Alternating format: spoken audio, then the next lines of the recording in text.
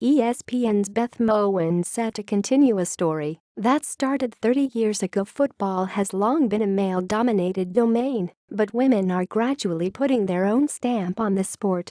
This week, Yahoo Sports will examine the inroads that women have made at every level of the game. Anytime someone mentions that she's the first woman to do play-by-play on an NFL broadcast, Gayle Sierens always makes the same joke. The retired Tampa news anchor inevitably pokes fun at herself for 3 decades going by without another woman following in her footsteps. "I always laughingly say, boy, I really kicked that door down for women, didn't I?" Sierens said. "I apparently kicked it down, and it sprung right back up when I turned around and walked away."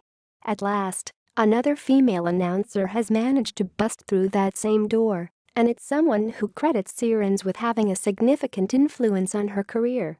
ESPN's Beth Mowins will become just the second woman to do play-by-play for a regular season NFL game when she and Rex Ryan call Monday night's clash between the Denver Broncos and Los Angeles Chargers.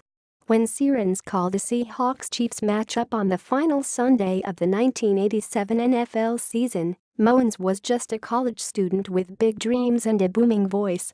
Mowins kept a small memento to mark the occasion, cutting out a newspaper clipping about Sierens as a reminder to herself that calling an NFL game was an attainable goal. The two women crossed paths for the first time during the 2010 NCAA Women's Volleyball Tournament, when Mowins called a national semifinal match that happened to feature Sierens' daughter. They said hello, exchanged phone numbers and struck up an instant friendship, bonding over Sierens' tales of her one afternoon as an NFL play-by-play announcer and Mowins' lifelong quest to reach the same heights. Mowins, 50, has become a mainstay of ESPN's college football play-by-play lineup over the past decade and done some Oakland Raiders preseason football. She also continues to call men's and women's basketball, volleyball, and softball. When she learned this past spring that she'd finally get a crack at a regular season NFL game on a Monday night stage no less, Sierens was one of the first people she called. "I wanted to share the good news with her and also give her a heads up because I figured there would be a little attention coming her way," Mowins said. "She's the one other woman who sort of had an understanding about the emotions, excitement, and energy that I was experiencing.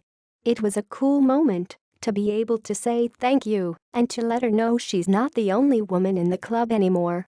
Opportunities scarce for women. A second woman finally breaking into NFL play-by-play 30 years after the first underscores one of the glaring inequities in American sports television. It's common for female on-air talent to host studio shows or report from the sideline, but few women in marquee sports have found success actually broadcasting games.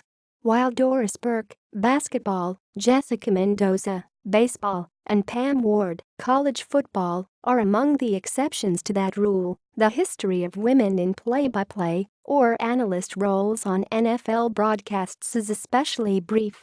Leslie Visser served as a radio analyst for a CBS Westwood One game in 2001 and 8 years later did color for a preseason matchup between the Saints and Dolphins.